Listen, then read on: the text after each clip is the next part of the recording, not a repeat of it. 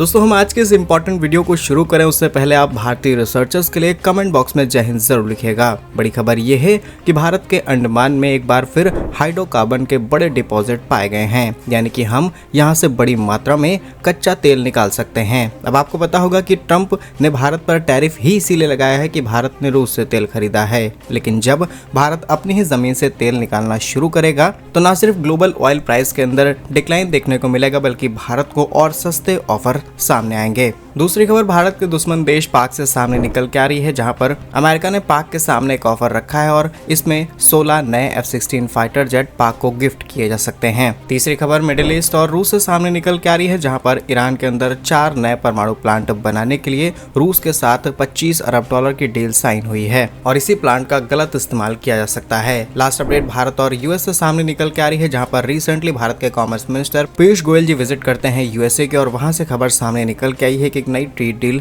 Sign हो सकती है। जानते हैं आज के इस वीडियो में सारी इंपॉर्टेंट अपडेट डिटेल्स में। यदि आपको हमारा काम क्वालिटी रिसर्च पसंद आए, वीडियो को लाइक, चैनल को सब्सक्राइब जरूर कीजिएगा, क्योंकि आपका ये छोटा सा काम आप तक ये खबरें लाने में हमारी बड़ी मदद करता है। तो सबसे पहले अंडमान से आ रहे ऑयल की अपडेट की बात की जाए तो रिसेंटली कुछ इंपॉर्टेंट सर्वेज किए जाते हैं, जिसमें ऑयल इंडिया लिमिटेड पार्टिसिपेट करती है और बीते शुक्रवार को अनाउंसमेंट करते हुए बताती है कि अंडमान के अंदर शैलो ऑफशोर ब्लॉक पाए गए हैं और यहाँ पर हैवी अमाउंट में हाइड्रोकार्बन के डिपॉजिट्स हैं, यानी कि वो हाइड्रोकार्बन जिनके बेसिस पर ये कहा जा सकता है कि हम इस जमीन से तेल निकाल सकते हैं। ये तेल की खोज भारत के लिए किसी बड़े खजाने से कम नहीं है। आप जानते होंगे कि भारत लगभग 90% तेल जरूरतों के हिस्से को इंपोर्ट करके पूरा करता है। भारत को सस्ता रूस से तेल मिला, भारत ने चुपचाप रूस से तेल खरीद लिया, लेकिन ट्रंप को ये बात पसंद नहीं है और भारत पर एडिशनल 25% टैरिफ लग गया। सिर्फ इतना ही नहीं बल्कि भारत ईरान से तेल खरीदता था, उस पर भी प्रतिबंध लगाए। भारत मिडिल ईस्ट के कई देशों से तेल खरीदता था, वहां पर ओपेक और ओपेक प्लस कंट्रीज ने भी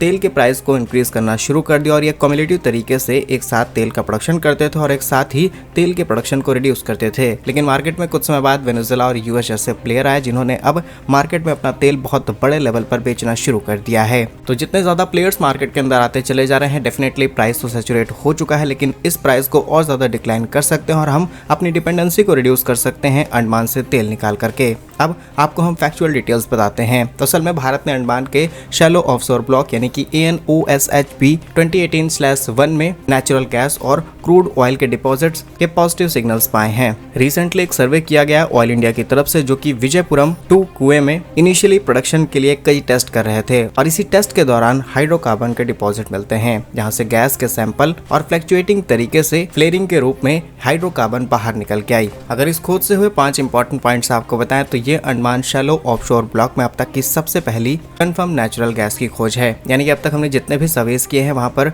मिनिमल से हाइड्रोकार्बन डिपॉजिट मिले हैं और उससे हम ये एक्सपेक्ट नहीं कर सकते कि यहाँ से 80 to 90% हम क्रूड ऑयल या फिर नेचुरल गैस निकाल सकते हैं, बट इस बार ये पूरी चीज कंफर्म हो चुकी है। पॉइंट नंबर 2, विजयपुरम 2 वेल की गहराई लगभग 2650 मीटर है और ये लोकेशन कोस्ट लाइन से लगभग 17 किलोमीटर की दूरी पर है और लगभग 295 मीटर गहरे पानी में स्थित है। पॉइंट नंबर 3, स्टार्टिंग के एक्सपेरिमेंट्स में गैस का 87% हिस्सा मीथेन पाया गया, लेकिन बाकी का बचा हुआ हिस्सा कौन सी गैस का है ये पता नहीं चल पाया। अभी भी इसके ऊपर सर्वेस किए जा रहे हैं, मे बी 2025 में कंप्लीट हो जाएंगे। फिलहाल अंडमान में मिले हाइड्रोकार्बन के डिपॉजिट की अगर वैल्यूएशन कैलकुलेट की जाए तो बताया जाता है कि अंडमान बेसिन हाइड्रोकार्बन में लगभग 371 मिलियन मैट्रिक टन ऑयल और गैस मौजूद है। ये इतना ऑयल एंड गैस है कि भारत अगले 70 सालों तक बिना किसी भी देश से तेल और गैस इंपोर्ट कराए हुए अपनी जरूरतों को पूरा कर सकता है और यही है भारत के लिए काला सोना, जिसकी कीमत कई बिलियन डॉलर है। और अभी तो इसकी शुरुआत की जा रही है। ONGC जैसे प्लेयर्स ऑलरेडी यहाँ पर काम कर चुके हैं, हमें कुछ बाहर के प्लेयर्स भी यहाँ पर लाने पड़ सकते हैं और अगर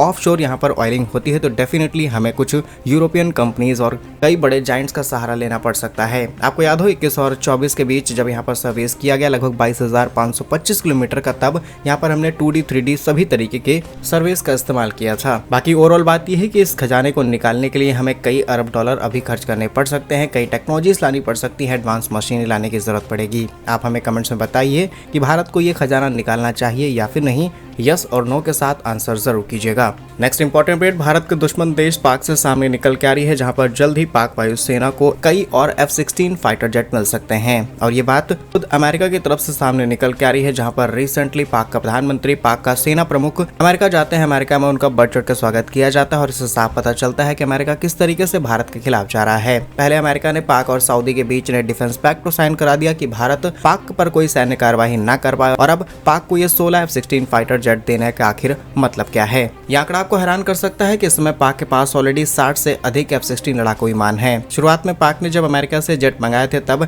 कई प्रकार के इंटरनल सिक्योरिटीज का हवाला देते हुए पाक ने हथियार खरीदे, लेकिन समय के साथ इनको भारत के खिलाफ भी इस्तेमाल किया गया है। सिर्फ इतना ही नहीं, बल्कि पाक को न सिर्फ F-16 फाइटर जेट्स दिए गए थे, बल्कि इनकी मेंटेनेंस के लिए भी अमेरिका समय समय पर मिलियंस ऑफ डॉलर का फंड देता आया है। और आज अमेरिका, चीन जैसे देशों की मेहरबानी के चलते पाक के पास F-16 JF-17 जो कि चाइनीज है, इसके अलावा J-10C चाइनीज आधुनिक जेट्स मौजूद हैं। अब इसे आप भारत की साजिश कहेंगे या फिर नहीं, बिकॉज पाकिस्तान के पास आज खाने का भी पैसा नहीं है, तो पाकिस्तान को आखिर इतने आधुनिक हथियारों की जरूरत क्यों पड़ रही है? आप अपनी राय कमेंट्स में जरूर बताइएगा। Next important update, middle east के देश ईरान और रूस से सामने निकल के आ रही है। खबर यह है कि रूस और ईरान के बीच में एक बहुत बड़ी परमाणु डील साइन हो चुकी है। वैसे तो यह हथियारों की परमाणु डील नहीं है, बल्कि लगभग 25 अरब डॉलर की लागत के नए समझौते पर हस्ताक्षर किया गया है, जिसमें रूस की परमाणु कंपनी रोसाटॉम ईरान के साथ मिलकर के 4 नए परमाणु प्लांट ईरान को बना करके देगी। रिपोर्ट्स के मुताबिक ये प्लांट 3rd जनरेशन प्लांट होने वाले हैं और इससे जॉइंट में लगभग 5000 मेगावाट बिजली जनरेट की जा सकती है। और ये डील इसीलिए की गई है ताकि ईरान अपनी इलेक्ट्रिसिटी डिपेंडेंसी किसी और देश पर न रखे, कार्बन इमिशन को न करे और यहाँ से पावर जनरेट की जाए। लेकिन अगर आप इसका जियोपॉलिटिकल एस्पेक्ट देखेंगे तो ईरान के पास भारी मात्रा में नेचुरल गैस है, भारी मात्रा में तेल मौजूद है। वो भले ही दूसरे देशों को तेल और गैस ना बेच पाए, लेकिन खुद से इनका इस्तेमाल कर सकता है। नेचुरल गैस जो कि बहुत मिनिमल कार्बन इमिशन करती है, उससे पावर जनरेट की जा सकती है। इंडिया, श्रीलंका और दुनिया के लगभग सभी देश ऐसा पावर जनरेशन करते आए हैं। सवाल यह है कि ईरान को आखिर ऐसी डील करनी क्यों पड़ी? आप जानते होंगे कि ईरान एक लंबे समय से प्रैक्टिस कर रहा है कि वो उतना परमाणु मटेरियल इकट्ठा कर ले जिससे आने वाले समय में वो किसी नए हथियार को डेवलप कर पाए। अब जिस तरीके से धमकियां दी जा रही हैं ईरान के भीतर घुस करके, इजराइल ने एक लोकेशन को निशाना बनाया। आगे चल के ईरान इसका बदला आसानी से ले सकता है। रूस ऐसे ही कई देशों की मदद करके लंबे समय से इनडायरेक्ट मदद करता है और हो सकता है कि भविष्य में रूस की इस मदद के बाद ईरान कुछ ऐसा हथियार तैयार कर ले। बाकी तो एनालिसिस था जिसे हमने आपको बताया है। फिलहाल डील यही है कि 25 अरब डॉलर के समझौते पर साइन किया गया है परमाणु बिजली उत्पादन के लिए। लास्ट और बहुत ही इंपॉर्टेंट अपडेट, भारत अमेरिका से सामने निकल के आ रही है, जहां पर भारत और अमेरिका के बीच एक नया व्यापार समझौता हो सकता है और इसकी डेवलपमेंट काफी ज्यादा क्लोज आ रही है। रिसेंटली भारत के commerce and trade minister Piyush Goyal ji भारतीय प्रतिनिधि मंडल के साथ अमेरिकी यात्रा पर थे, जहां पर दोनों देशों के बीच द्विपक्षीय व्यापार समझौते को लेकर के अलग अलग एस्पेक्ट्स पर बात की गई और भारत और अमेरिका मार्च 2025 से ही एक बायलैटरल ट्रेड एग्रीमेंट पर बातचीत कर रहे हैं। उद्देश्य है कि 2030 तक दोनों देशों के बीच व्यापार लगभग 500 अरब डॉलर तक बढ़ाना है और में भी ये डील इसी साल फाइनल हो जाएगी, क्योंकि टैरिफ से भी हमें बचना है और अमेरिका को भी टैरिफ से नुकसान उठाने पड़ रहे हैं। क्या कुछ कहना आपका इन सभी खबरों पर कमेंट्स में जरूर बताइए। भारत कैसे ही वीडियोस पाने के लिए वीडियो को लाइक, चैनल को सब्सक्राइब जरूर कीजिए। वंदे मातरम, भारत माता की जय।